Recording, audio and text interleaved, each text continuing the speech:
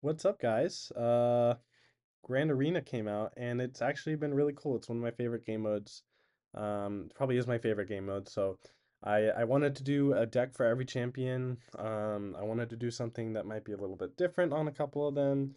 I wanted to do something that I thought would be successful. I've tried each of these decks. All of them feel playable. No champion by any means feels like they're god awful. Um, and I think that this is the mode that Second Dinner is doing really well with, and I really appreciate. It gives kind of those commander vibes from Magic the Gathering, where you can kind of count on having a card and building your deck around that card every time. So it's not like your deck does nothing if you don't have that card, stuff like that. And I love the skills that each champion has as well. It's really cool. So I love this mode, and let's talk about it. Let's start off with Mole Man. I'm gonna kind of go in opposite direction of the client. So Mole Man, this is actually my favorite deck. I wanted to start off strong. So Mole Man, he has the Subterranean Summons skill, which is one cost, and it says on reveal, give each created card in your hand -1 cost or +3 power. And so what I did was I kind of wanted to do something that really abused that. Like I said, this is going to be the deck that I talk about the most because it's really cool. We throw in every single thing that we can do to abuse either Mole Man or Subterranean Summons.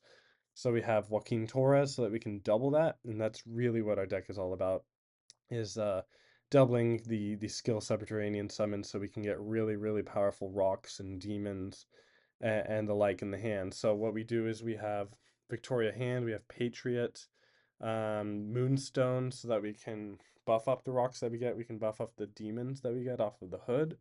We have the Misery to complement the hood, so just like a Victoria Hand little package. And I also wanted to throw in a Zombie Horde package here as well. I really like the idea of the Hunger.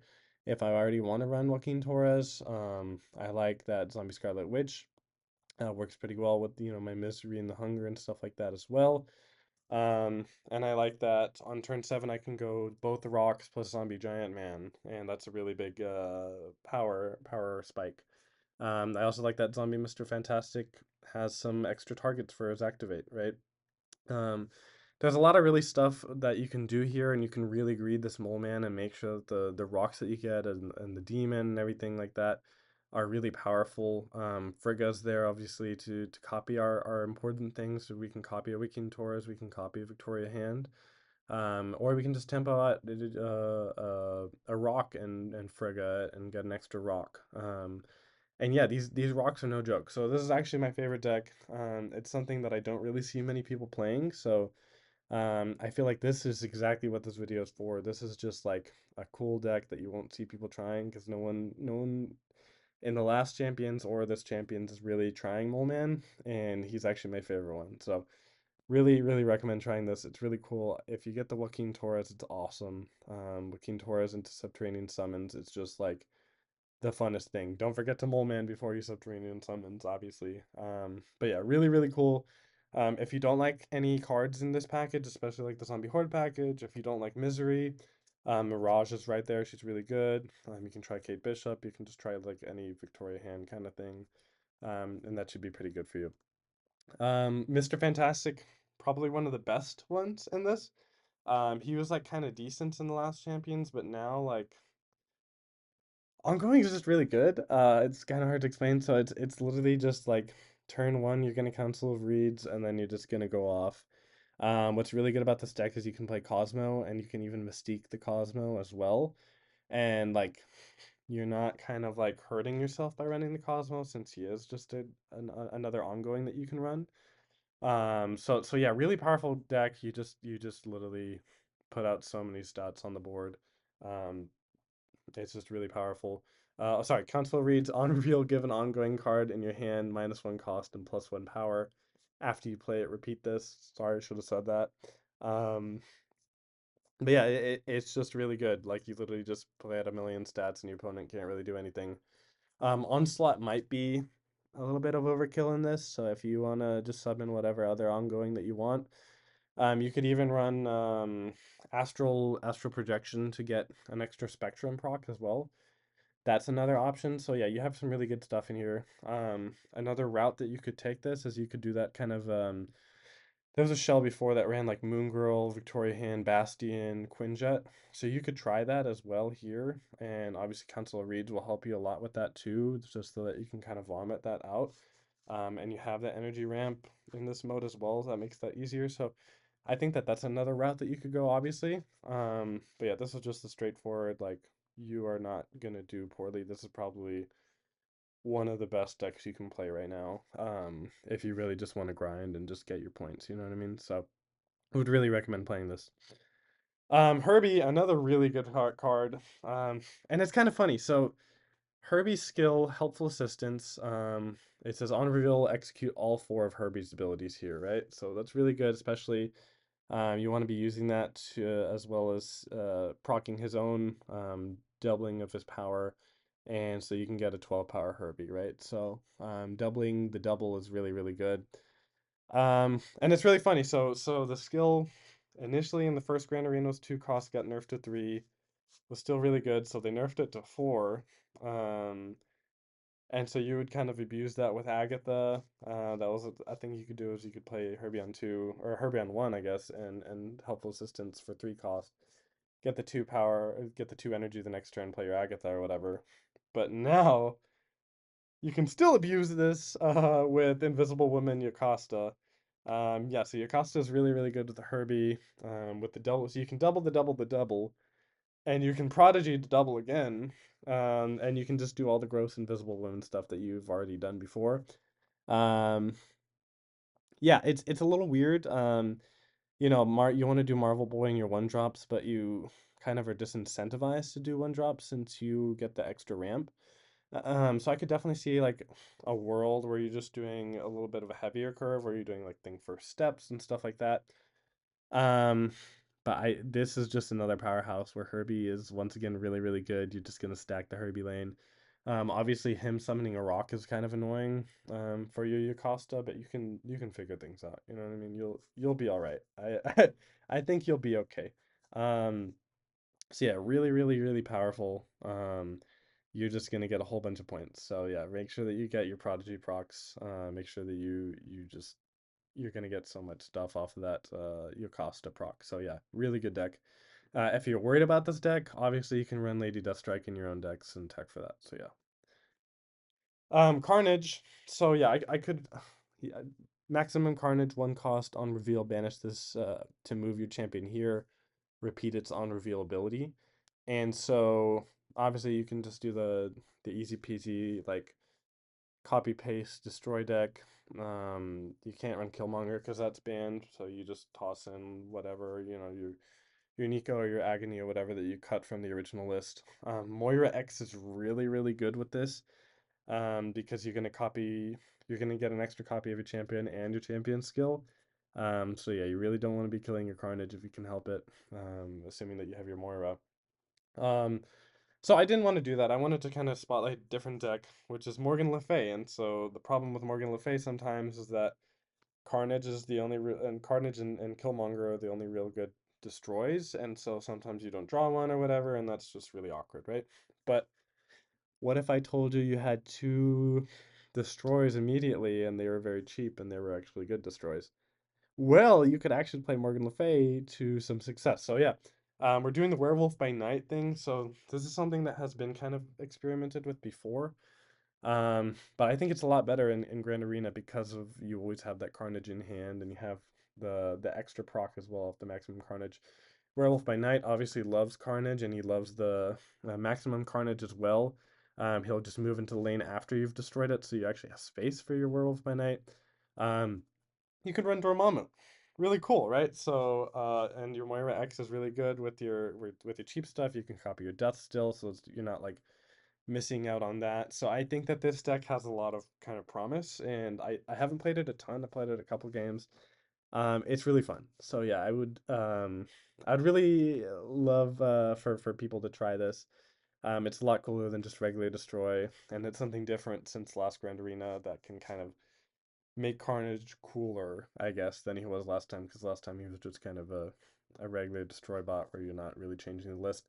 This time we are changing up the list, and it's really cool. I love Morgan Le Fay, I love Werewolf by Night, and I love being able to use Dormammu. So yeah, pretty cool stuff. And yeah, Moira X as well. Really cool, right?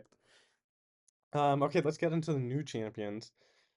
Here's probably like the one that I felt like most funneled for doing, which was Magneto. He's got a 4 cost skill, Master of Magnetism. And so that one says on reveal, move all enemy 3 and 4 cost cards to this location. So same as the Magneto on reveal.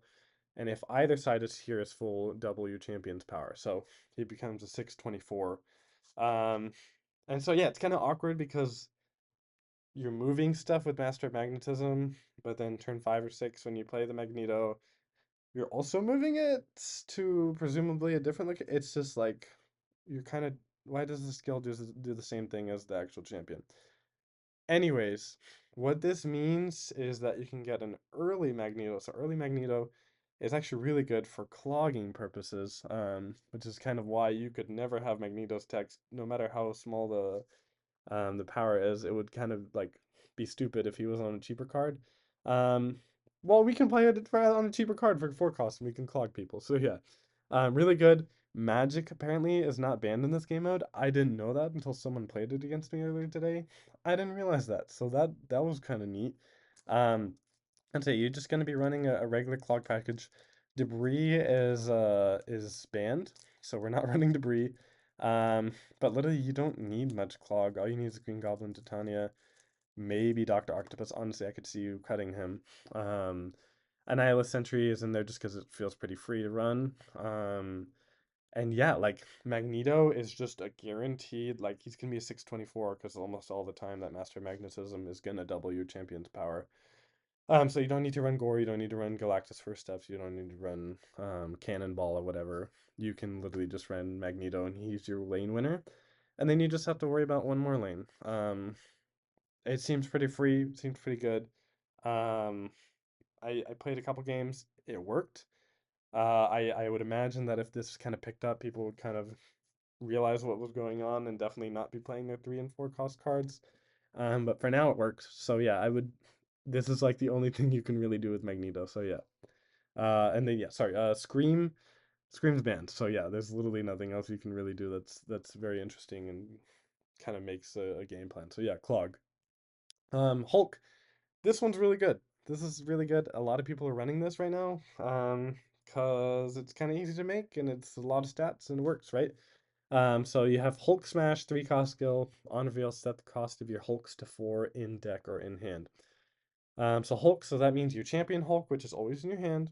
So you can play this on turn 2 for 3 energy and play your Hulk on turn 4 for 4 energy. Easy peasy.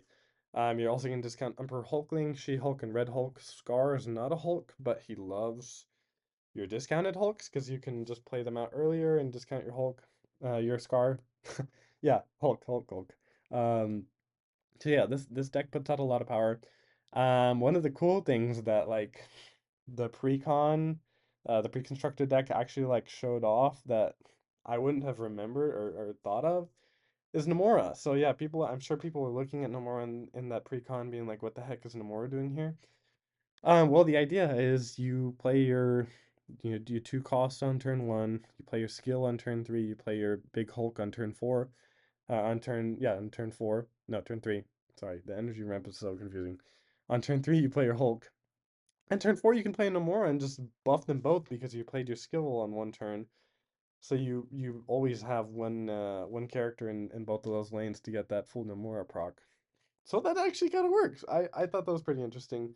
And so what the deck wants to do is you really want to, on turn 6, you're gonna have 7 energy. You're gonna have a 4 cost Hulk in the hand most likely, right? So you have 3 energy left. Either you can do a Hulk plus one of your powerful 3 drops. So that's Gambit in most cases is a really powerful 3 drop to pair. Or you can do your Scar. You know, you play your turn your 2 Hulks and then you play a 3 energy Scar plus a 4 cost Hulk. That's a really powerful play. Thaddeus Thunderbolt Ross obviously is there to help us draw our Hulks. And then another kind of cool thing that you can do is when you're on 5 energy, you can go Hulk Smash and pass, assuming that you just play your Surtur on your 3 energy turn. And so the next turn then your She-Hulk will be 2 cost. You'll have 6 energy, so you have a two cost She-Hulk plus a regular Hulk for turn 5. So that's also pretty cool. So yeah, a lot of cool things you can do here. Thaddeus Thunderbolt Ross actually makes sense, which is neat. I have a couple tech cards in here like Red Guardian and Echo. You can literally, if you don't like one of them, put in Cosmo. That's the best thing I can say for you. Yeah, I don't I like Echo for surprising some Mr. Fantastics, but like do whatever. You can play Shadow King if you want, like just do whatever. Just play some kind of card that's powerful on turn 3. Or not on turn 3, on turn 7 along with the Hulk. That's what I would recommend. But yeah, really, really powerful champion. Probably one of the best ones, I think. Thor, probably one of the weirdest ones to build for. So you have Thundering Hammer, 2 cost skill. On reveal, shuffle Mjolnir into your deck, draw a card. So this gives you an extra hammer in your deck along with the Thor. So you'll have 2 hammers in your deck already on turn 2, which is pretty neat. So what you want to do is you want to be copying that Thor with your Frigga, so because your hammer can then buff both of your Thors. You want to play Beta Rebel and then Jane Foster and get like 3 hammers into your hand. Hand space can be a bit of an issue, but so what I wanted to do here was just kind of emulate this bounce deck that I had played against before. I tried playing full bounce and it was awful. You just like clog yourself like way too easily. You clog your hand and your board really easily, so I gave up on that. But I still like the idea of Beast. I like the idea of Grandmaster. I love the idea of Werewolf by Night and Hitmonkey. All of them work really well with hammers, which you can pretty often count on drawing at least one of them throughout the game. We have a Fire Hair or Misery package just because that's really good with your Thor package. King Gayatri in case you don't draw your Jane Foster is great. And then yeah, Sasquatch works really well when you do that, hammer, beast, hit monkey beast play or whatever on turn 5. Sasquatch is going to discount itself pretty easily for you when you're running those hammers. So yeah, pretty cool deck. Kind of weird. The lines can like you can feel like you're clogging yourself in your hand as well. So I could see a world where you just run like the Yellow Jacket or something like that, so that you can kind of dump your hand. But yeah, I don't know. It's cool to be able to play Thor and like not feel awful playing Thor. So yeah, pretty cool champion deck. But definitely the one that I feel kind of the weirdest when piloting that there's so many different routes and like maybe I don't want to run Werewolf by Night because it's just a little bit too much that I like want to commit myself to playing on earlier turns. So yeah.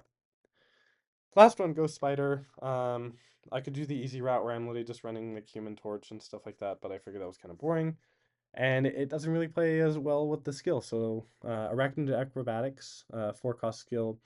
On reveal, your Ghost Spider gets +2 power for each time one of your cards move this game. So yeah, um, this stacks surprisingly huge when you're running Silk, Batroc, Sam Wilson.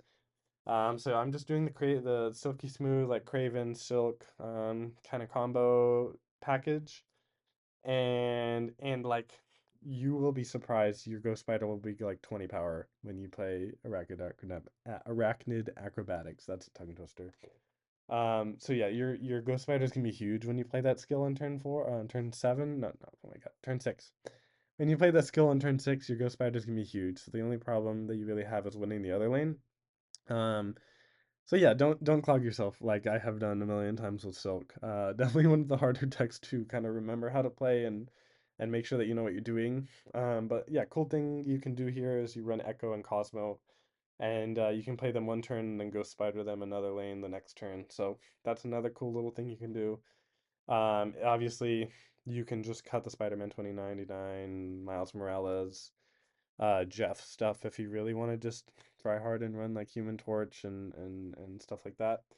But I wanted to go differently. I wanted to make sure that my Ghost Spider was going to be as big as possible along with my Hydra Stomper. And yeah, this deck was actually surprisingly cool. I thought that I saw Ghost Spider and I was like, okay, this is gonna be a boring move deck. This is gonna be like Carnage the last time where I'm just gonna play the regular move. But the skill is actually really powerful for 4 cost, and so you really want to build around it. I thought this was pretty cool. But yeah, um, thank you guys for watching. I appreciate you guys kind of listening in. I think that this is one of the coolest game modes that we have. Like I said, I love that we get the energy ramp. I love that we get these new skills that kind of encourage us to deck build a certain way. I love that we can count on having our champion, so we can build our deck that way. And so what I would say, if you're trying to make your own deck, is just keep in mind your champion, when you want to be playing them, what turn you're usually going to be playing them, and then kind of build your deck around that so that you can kind of curve around there. So that's what I tried to do doing this. I think I made some pretty cool decks that could be successful. Like I said, Molemand, my favorite. But if you really want to win, I think that Herbie, Hulk, and Mr. Fantastic are probably the best things that you'll be able to play. But yeah, have fun in this game mode. Like I said, my favorite game mode, I already got Zombie Sentry. But yeah, really cool. I hope you guys enjoyed listening, and let me know if you guys have any other ideas for cool decks that I could play in Grand Arena myself. So yeah, thanks.